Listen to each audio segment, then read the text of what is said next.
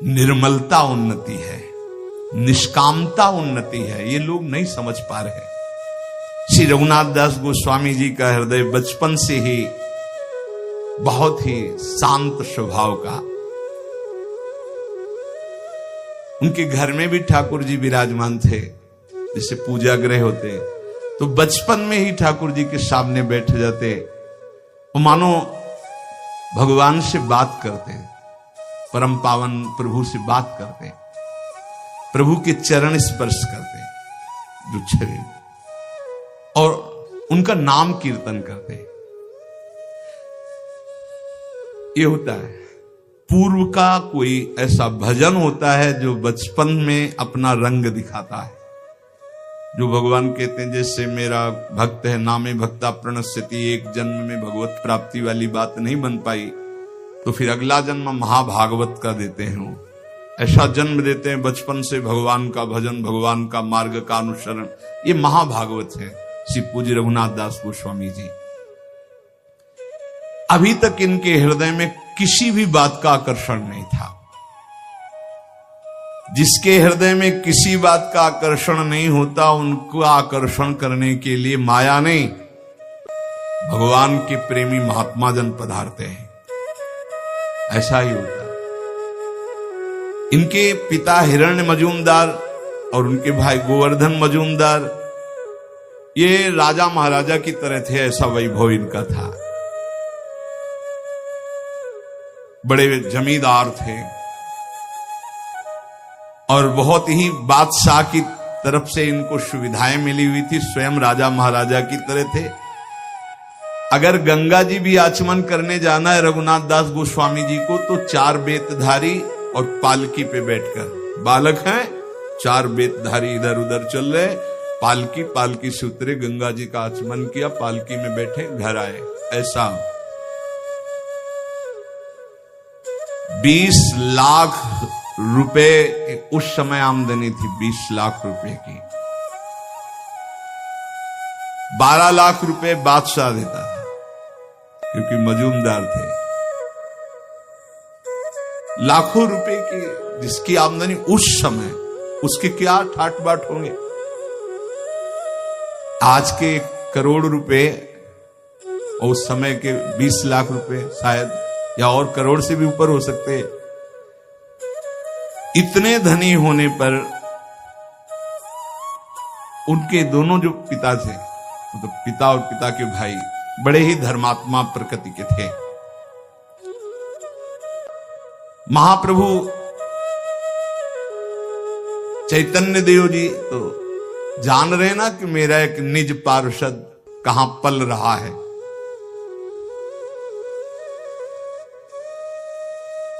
कभी कभी ठाकुर हरिदास जी जब उधर से जाते थे तो उनके यहां जाते थे, वो भक्तों का सम्मान करते थे। हरिदास जी की नाम निष्ठा देखकर रघुनाथ दास जी के नाम में प्रीति हुई थी, तो बचपन से ही कृष्ण कृष्ण कृष्ण।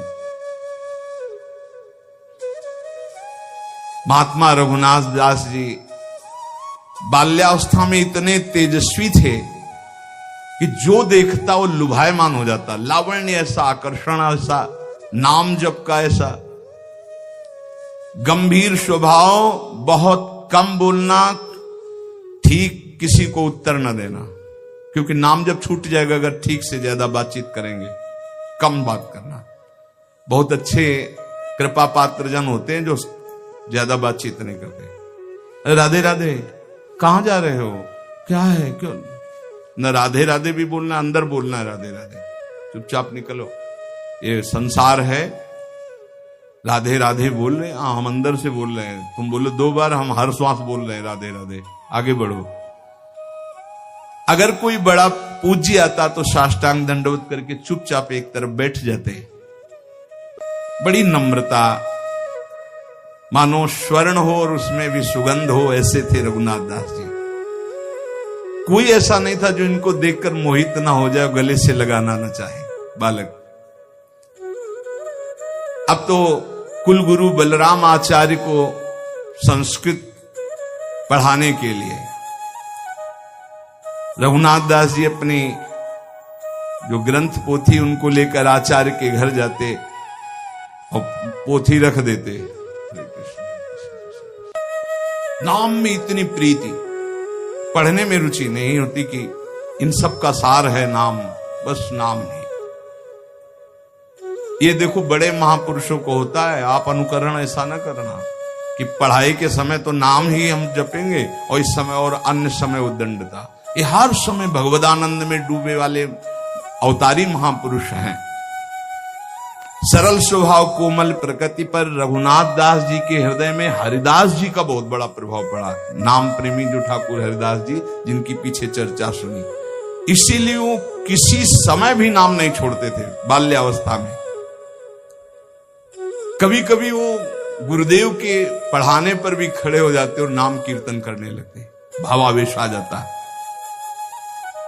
वो देखते रघुनाथ दास जी की नाम प्रियता, मन ही मन सोचते कि ये तो कोई अवतारी पुरुष है जो इतना नाम जापक है। जब उनकी अवस्था थोड़ी बड़ी हुई तो वैभव तो खूब था ही, पर उनका मन किसी भी वैभव भोग में नहीं लगता। उनका हृदय लगता कि भागो भागो यहां से। ये ऐसा ही होता है, ये पूर्व का होता है, ये विचारों का नहीं होता कि उसके विचार आए फिर वैराग्य ले लिया, ऐसा नहीं होता। ये पूर्व की धरोहर होती भजन की, वो भगाते, ऐसा होता है। तो भागो भगवान की तरफ, भागो भगवान को प्राप्त करो। रघुनाथ दास जी के हृदय में जिधर देखते हो सब काटने को दौड़ता वैभव। भागो, कहां भाग के जाएं, भागो, बस वो अंदर होता है, भागो असरण शरण की शरण में भागो। मन ऐसा व्याकुल हुआ कि स्वच्छंद नाम जप करूं, भिक्षा मांग के पाऊं, भागूं, ऐसा अंदर से आया। ये सोने के चांदी के ठीकरों में जीना अब मुझे अच्छा नहीं लगता। प्राणों की बाजी लगाकर अब इस बार मुझे इस जेल से मुक्त होना है। ये जो धन वैभव की जेल है, उनका मन तड़पने लगा कि थोड़ा तो किसी महात्मा का संग मिल जाए, मेरा बल पक्का हो जाए।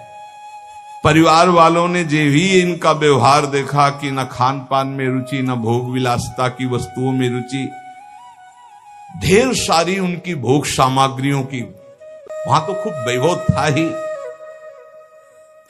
कोई चीज वो स्वीकार नहीं करते। क्या खाओगे, क्या पियोगे, क्या देखोगे, क्या चाहिए तुम्हें। ऐसी दशा में दोनों भाई चिंतित हो गए, पिता और ताऊ गए। वो हर समय गंभीर, बस कृष्ण नाम, कुछ नहीं हो। उस समय महाप्रभु सन्यास लेकर शांतिपुर में अद्वैताचार्य के घर आए हुए थे। रघुनाथ दास गोस्वामी जी ने चर्चा सुनी घर में, महाप्रभु चैतन्य देव आए हुए हैं अद्वैताचार्य जी के घर, 4-5 दिन रुकेंगे। ये भागे घर से, मुझे दर्शन करना है, महाप्रभु के दर्शन करने व्यवस्था की गई। बोले नहीं, पालकी में नहीं, पैदल भाग करके गए। महाप्रभु के सामने गए, बालक ही थे, लौट गए। महाप्रभु ने कहा और रघु आओ। रघुनाथ दास नाम था तो रघु के आओ, दुलार से, और कहा बहुत समय से बिछुड़े थे, आज मिले। मतलब भगवत पार्षद है ये तो। संसार में चिरकाल से भटका हुआ जीव जब अपने स्वामी की शरण में पहुंचता है तो कैसा सुख मिलता है, ऐसा से रघुनाथ दास जी को सुख मिल रहा है। महाप्रभु ने गले लगाया रघुनाथ दास जी को। रघुनाथ दास जी ने कहा, प्रभु मुझे कुछ अच्छा नहीं लगता, पता नहीं क्या हो गया, ऐसा लगता है भागूं। उनका नहीं, बिल्कुल नहीं, घर में जाके रहो और घर में भजन करो। ये मरकट वैराग्य अच्छा नहीं होता। 4 दिन के लिए वैरागी बने, फिर लौट करके घर की बात याद आवे, घर की सुविधा याद आवे, ऐसा नहीं। वैरागी को घर से कोई भी वस्तु का प्रयोग नहीं करना चाहिए। ये सिद्धांत है, वैराग्य का ये सिद्धांत है। वो भगवत आश्रित ही जीना चाहिए। धाम है इसलिए थोड़ा सा गुरुजन छूट दे देते हैं, चलो वास करो किसी तरह के शिव, पर वो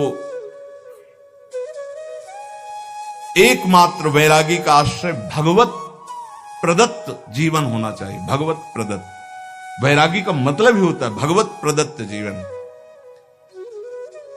महाप्रभु ने कहा नहीं,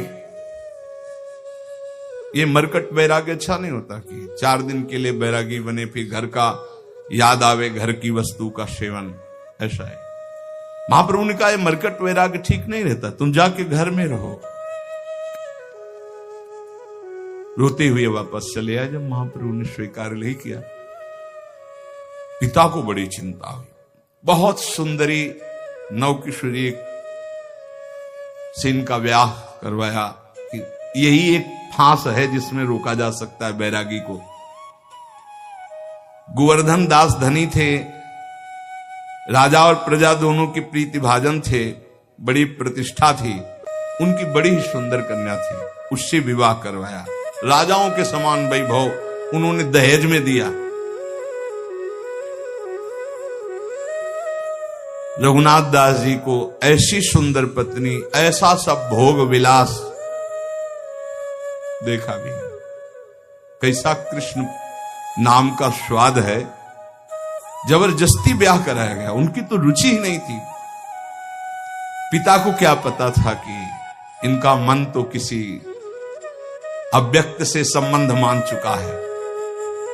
पत्नी का सौंदर्य, पत्नी की प्रियता, भोग सामग्रियां, सब वैभव तुच्छाति तुच्छ इनको नजर आया। इन्होंने बात भी नहीं की, ये भी प्रयास विफल गया। अब तो पूरे परिवार जलने लगा कि अब क्या होगा, अब तो कोई रास्ता ही नहीं कि इनको रोका जा सके। रघुनाथ दास जी ने अपनी पत्नी से एकांत में प्रेम से हाथ जोड़कर कहा कि हम आपसे प्रार्थना करते हैं कि हमारा मन मधु श्री कृष्ण चरणारविंद के, हम कभी आपसे बात नहीं कर पाए। ये जो जबरदस्ती हुआ है, श्री कृष्ण आपकी कृपा रक्षा करें, आप पर कृपा करें। उदासीन परिवार वाले जब कि ये प्रथम ब्याह से लेकर के बात ही नहीं, कोई चर्चा ही नहीं, बहुत ही सबको भय हो गया कि अब ये। जब रघुनाथ दास गोस्वामी जी ने सुना कि प्रभु वृंदावन नहीं जा सके, रामकेल से लौटकर अद्वैताचार्य जी के घर ठहरे, तो बड़ी नम्रता के साथ पिताजी के चरणों में प्रार्थना की कि मुझे महाप्रभु के दर्शन करने की आज्ञा दो, मैं शीघ्र लौट आऊंगा। अब वो तो समझ ही रहे थे कि इनकी दशा क्या है, तो उन्होंने कहा ठीक है आप दर्शन करे आइए। आंखों में आंसू भरकर कहा कि एक बात केवल तुम ध्यान रखना, हमारे दोनों भाइयों के बीच में इतने वैभव में कुल के दीपक तुम ही हो, अगर कोई इधर कदम हटाए वैराग्य की तरफ आप ले गए, इधर से हटाए तो हम लोग अनाथ हो जाएंगे। तुम हमारे जीवन के आधार हो, मैं जीवित रहता हूं तुम्हें देखकर, तुम्हारी हर बात को मैं बर्दाश्त कर रहा हूं, लेकिन हमारी आंखों से बाहर चले गए तो हम लोग प्राण त्याग देंगे। मेरी प्रार्थना है, मेरे सफेद बालों की तरफ देखकर, मेरे आंसुओं की तरफ देखकर, जब तक मैं जिंदा रहूं तो ऐसे कदम मत निकालना। बस इतनी हमारी प्रार्थना। बड़े दैन्य होकर पिताजी ने, ताऊ जी ने ऐसा, पर जो निर्मम भगवान के प्रेम में है उसको इन ममता आंसुओं का कोई प्रभाव नहीं पड़ता। रघुनाथ दास जी ने चरणों को स्पर्श किया और कहा, पिताजी मैं बिल्कुल चाहता हूं कि आपके अनुकूल चलूं, पर मेरा चित्त मेरे वश में नहीं है। ऐसा लगता है कि मेरे चित्त में कोई बलात् बैठा हुआ करवा रहा है। मैं बहुत चाहता हूं कि मैं आपको कभी कष्ट ना दूं, पर अब आपसे मैं ये वचन देता हूं, अभी तो लौट के आ जाऊंगा, पर मेरा मन मधुर श्री कृष्ण के लिए तड़प रहा है। एक पालकी मंगवाई गई, उसमें फिर रक्षकों को राजकुमार की भांति उनको सजाकर सब भेंट की सामग्री महाप्रभु के लिए, जो ही घर से बाहर गली में ऐसे कूद पड़े, सब छोड़ दिया, नंगे पैर भागे वहां से। कौन है प्रपंच पालकी, सब धूप में नंगे पैर, सुकोमल शरीर, और महाप्रभु के चरणों में जाके दूर से साष्टांग प्रणाम किया। महाप्रभु ने कहा आ गया रघु, फिर छाती से लगाया और कर कमल से इनके घुंघराले बाल ऐसे सहलाते हुए हृदय से लगाया तुम धूप में अकेले क्यों आए, तुम्हारे साथ रक्षक नहीं आए, पैदल क्यों आए नंगे पैर? कहा प्रभु नौकर जन भी थे साथ में, उस रक्षक पालकी भी थी, पर प्रभु मुझे अच्छा नहीं लगा, मैं ऐसे, क्षमा कीजिए। महाप्रभु मुस्कुरा गए। रघुनाथ दास जी ने आंसुओं से भिगोते हुए महाप्रभु के काशाय वस्त्र में से कहा प्रभु अब दूरी सही नहीं जाती, अब आप अपने से दूर मत कीजिए मुझे। महाप्रभु ने कहा देखो कोई कार्य जल्दीबाजी में न करें, तुम पर श्री कृष्ण की असीम कृपा है, पर जब तक तब तक इंतजार करो, वो समय आएगा, तुम इंतजार। रघुनाथ दास जी ने कहा प्रभु कारावास भी किसी को अच्छा लग सकता है, ये पिता का वैभव, ये पिता का सब सुख सामग्री, मुझे कारागार लगता है, मुझे छुड़ा लो इस कारागार से। महाप्रभु ने कहा क्या तुम्हें परेशान? बोले प्रभु हर समय हमारे ऊपर अंगरक्षक पहरा दे रहे हैं कि अगर मैं एक कदम भी चलूंगा तो पहरेदार साथ होंगे। प्रभु मुझे गृह बंधन से मुक्त कर दो, मैं बहुत। महाप्रभु ने कहा चिंता मत करो, तुम तो मुक्त पुरुष हो, तुम्हें कौन बांध सकता है। रघुनाथ पर घर तुम्हारे लिए बंधन नहीं हो सकता। देखो जब घर में ममता करे तो वो बांध सकता है, तुम तो श्री कृष्ण की ममता वाले हो। तुम आसक्ति छोड़कर घर में रहते हुए तुम्हारा ब्याह हो गया है स्त्री से, पिता से, वैसे प्रेम में व्यवहार करो। महापुरुष जन देखते हैं हृदय की स्थिति। रघुनाथ दास जी ने कहा प्रभु मुझे इन खिलौनों में बहकाओगे अब भी? क्या प्रभु आप देख नहीं रहे हो कैसी आग लग रही मुझे इन खिलौनों से? प्रभु मैं समझ रहा हूं अनाधिकारी हूं, इसीलिए आप इन खिलौनों की बात कर रहे हो। प्रभु अब नहीं, अब तो श्री कृष्ण चाहिए। प्रभु जो आपका कृपा कोर नहीं पाया उसी को खिलौने अच्छे लगते हैं। नहीं प्रभु आप जो उपदेश कर रहे हो उनके लिए ठीक है, जो धर्म पूर्वक गृहस्थ का पालन करते हुए भगवत प्राप्ति की बात सोचे। प्रभु मैं तो सिर्फ आपका बच्चा हूं, आपके चरणों के समीप रहना चाहता हूं। मुझे ना स्त्री में आसक्ति है, ना घर में आसक्ति है, ना भोग में। प्रभु मुझे काटने को दौड़ता है सब कुछ, मुझे मुक्त करा दो।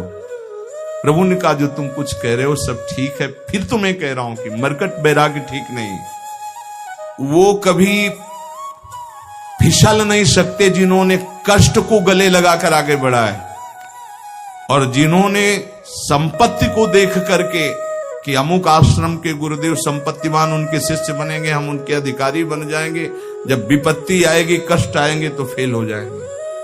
कभी भी संपत्ति को देखकर शिष्य नहीं बनना चाहिए, वैभव को देखकर शिष्य नहीं बनना चाहिए, सदैव भगवान को देख करके आगे बढ़ना चाहिए। जो ये क्षणिक बैरागी होते, इन पर जब कसौटी कसती है माया तो ये लोग भाग पड़ते हैं, फिर इनको घर ही में देखा जाता है।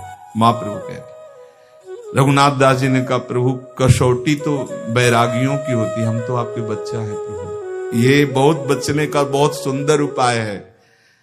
प्रभु क्या आपकी कृपा रूपी अमृत का पान करने वाले को कभी क्या विषय भी सता सकता है नाथ? क्या आपके चरणों का आश्रय लेने वाले को कभी राग फंसा सकता है? प्रभु ने धीरे से कहा ठीक बात है, तुम्हारी ठीक बात है, पर अभी मेरी आज्ञा है तुम जाओ, अभी घर जाओ। मैं यहां से लौटकर पुरी जाऊंगा,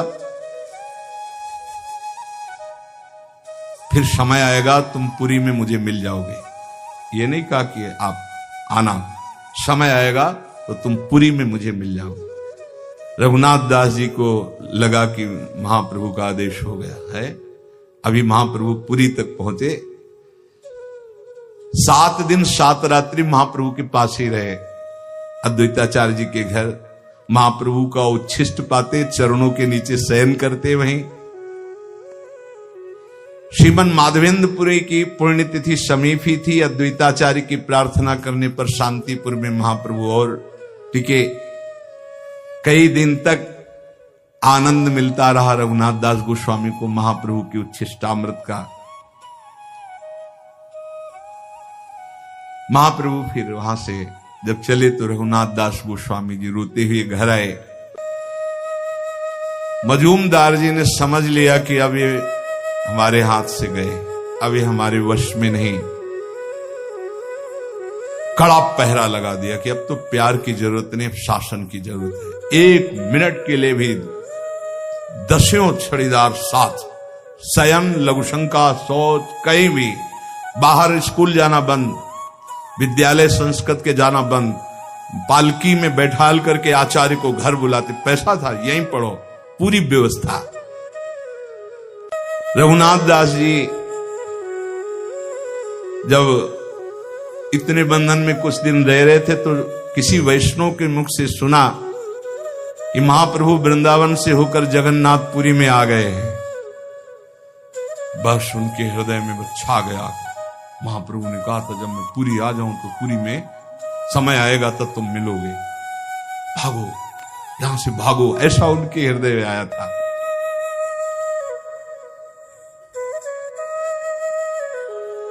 जो आचार्य पढ़ाने आते थे उनके मन में आया कि निकलने का एक ही उपाय है कि इन्हीं के संग पीछे निकला जाए। पीछे पीछे आचार्य के चलने लगे। उन्होंने कहा कि बस बस सम्मान के लिए इतना ही काफी है, तुम अंदर जाओ, क्योंकि तुम्हारे पिता ने इतनी सुरक्षा कर रखी है। मन में कि बंदी की तरह अब मुझे जीवन नहीं जीना है, क्षण भर के लिए भी जीवन नहीं जीना। हा गौर, हा प्राण वल्लभ। अंदर से एकदम फिर अपने को संभाला और कहा, गुरुदेव अंदर तो सब व्यवस्था है, पीछे सब खड़े हैं, थोड़ी देर खुली हवा में आपके साथ चल सकते हैं? आपकी आज्ञा जहां होगी थोड़ी देर के बाद में। हृदय में आग जल रही कि बस केवल घर से बाहर निकलकर गली में पहुंचे, इनको उधर जाना होगा, मैं जगन्नाथपुरी के लिए भागूं। भला है विचार करो, जिन महापुरुषों के पास इतना वैभव था, सुंदर पत्नी, सब व्यवस्था, कैसा भगवत भजन का आकर्षण होता है। इसे वैराग्य कहते हैं, वैराग्य से कहते हैं। वैरागी की 3 ही गिरने की खाइयां हैं, कंचन, कामिनी, कीर्ति। तीनों बात इनकी घर में ही थी, उनको ठुकरा करके ये भगवान के लिए। ऐसे महापुरुष कितना वैराग्य में जीवन व्यतीत किए भगवान के प्रति।